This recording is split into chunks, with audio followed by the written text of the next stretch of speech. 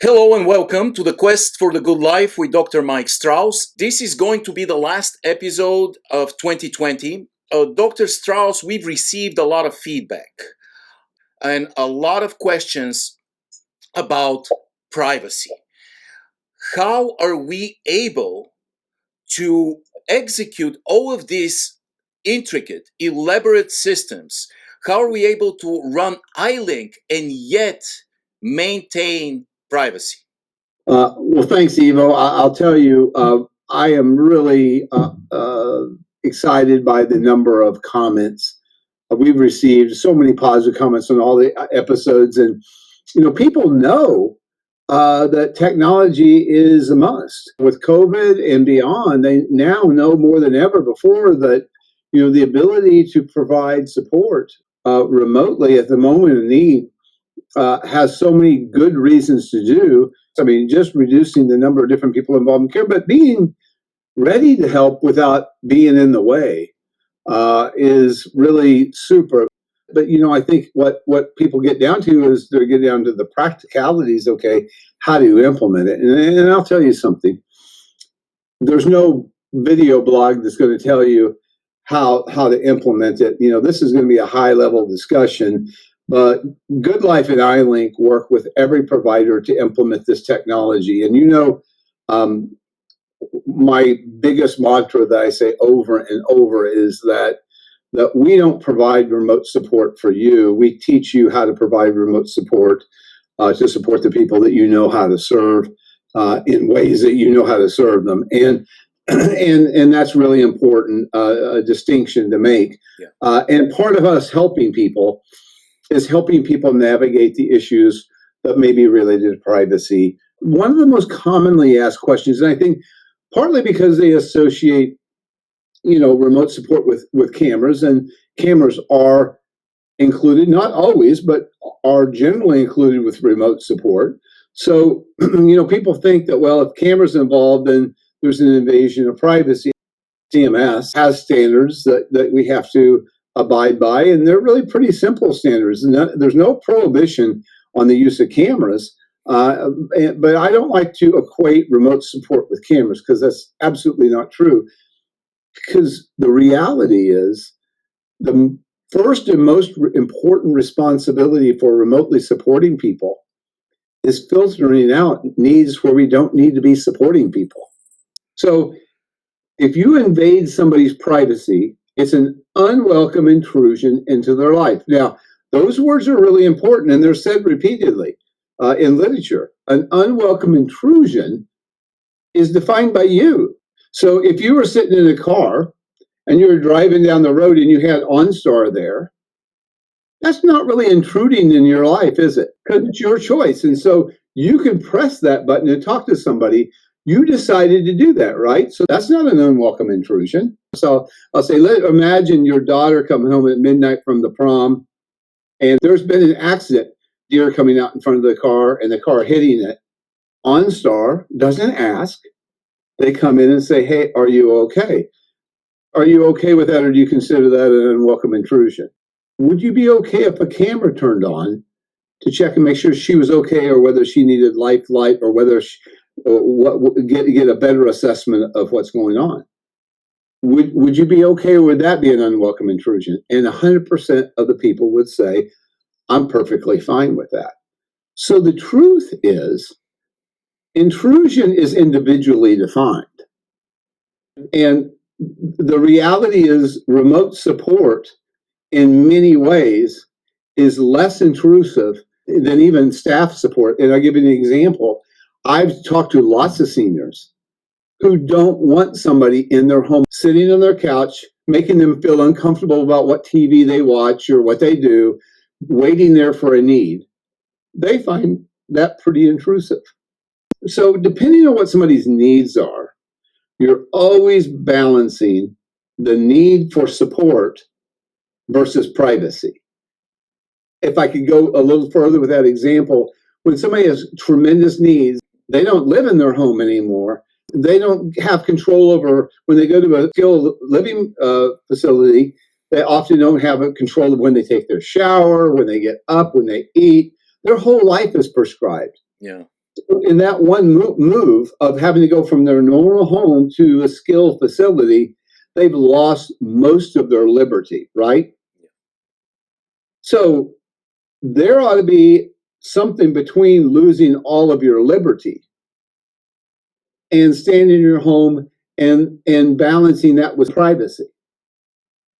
And I've never asked anybody that didn't agree with that, yeah, I'd rather live in my home and have some virtual support, even somebody being present virtually in my home, than losing all of my liberties and going to a more restrictive setting. 4 to 8 people living together is a very popular model. It's a bit congregate care, right? Well, the reason they do that, of course, is that that's the only way that they can staff efficiently. And you're losing a lot of liberty and choice and flexibility as those groups grow larger. Well, with technology, you're able to have smaller settings, right? And have more choice, more flexibility. And technology lets us know when labor needs to be there, especially if you do our neighborhood approach that we've described before. So you can have the best of both worlds. You can have small living arrangements combined with on-demand staffing that's there within minutes of need, 24/7, to really allow an individual lifestyle. Because without that, you're going to have to be choosing group homes and congregate facilities because that's the only other way to deliver care when you need it. So what I'm trying to say is that there's a continuum and always a balancing that goes on between the care that you need and your liberty. That is the most common need, is intermittent needs. And that's the most dangerous one because that's where most people say, well, if you have a need only 10% of the time, but we don't know when it is, then you need support 100% of the time. Well, that's not true. That's only true without technology. And so there's lots of elements that you have to look at for balancing care with technology, one of which is what is the least intrusive, potentially effective solution. I believe that technology fits into that continuum if it's appropriately designed to provide support so that people can live a life that's more independent. So intrusion is an unwelcome event. If it's not unwelcome, it isn't intrusive. So, that's why it's important. And cameras by themselves aren't either intrusive or not, because we have eyes, right? A staff person goes in and they're in a home. We can't tell the staff person to not look at that section of the house. We can't tell them when we're asleep to not look in our drawers. We can ask, but we really don't know what they look at. And there are many people, including a lot of seniors, who are frightened about their loss of their privacy. At the beginning, you can architect technology to see what you want it to see and to not see what you don't want it to see, to be involved to the extent that you want it involved. And you can design it so that you can self-direct it. So even technology, it can be designed and implemented on this continuum of intrusiveness. You design it so that you make it the least intrusive support necessary to allow somebody to live the most independent life possible. None of that would be possible without technology. So we have created this wonderful infrastructure that allows people to really support people in the least intrusive way possible. When you use a call center approach, you don't know who it is and they don't know you. That's why we feel it's important that a provider who has these relationships with the people they support are the people who need to work with the technology to support them, not a call center. And it's important, we found, that whoever is virtually supporting somebody, that the person served needs to know who that is. And it's even better if they see them, like I'm seeing you. But it's really important they know who it is and that they have a relationship with them. This is why our neighborhood network, what we call the professional neighbors who help support people, are the same people who virtually support them. Yeah. They take turns. And so the idea behind that is that they know Fred because he's the same guy that helps them when he's in the home. So they have the relationship. So therefore, his remote support is not an unwelcome intrusion. But a call, somebody they don't know, would be an unwelcome intrusion. One's a breach of privacy, the other isn't. So basically, the same technology can be used by different people, one of which could be a breach of privacy, while the other isn't at all. It depends on the relationships.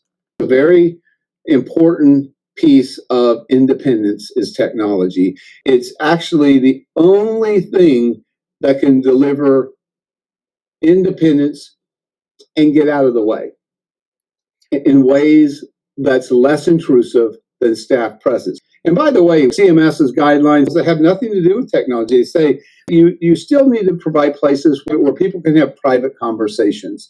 That's important. You don't want to have cameras in areas of a home that people believe are completely private, like bedrooms. We don't provide cameras in bedrooms.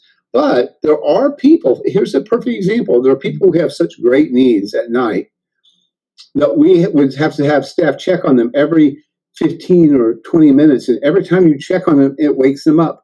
And that's intrusive. Well, you could have a camera do that. And that's the challenge of technology, is how do you take that technology and deliver it for the outcome? But I got news for you. Most of those ways are less intrusive than staff support. One last edict is there's commonly a thought out there that you can't use technology to replace staff. Well, that's sort of true and not true, in that if you're in a neighborhood network and you have plenty of staff to meet the needs, that's great, but you don't know when those needs happen or where they're going to be. Technology can still be used to tell you where you need to be and when you don't need to be someplace.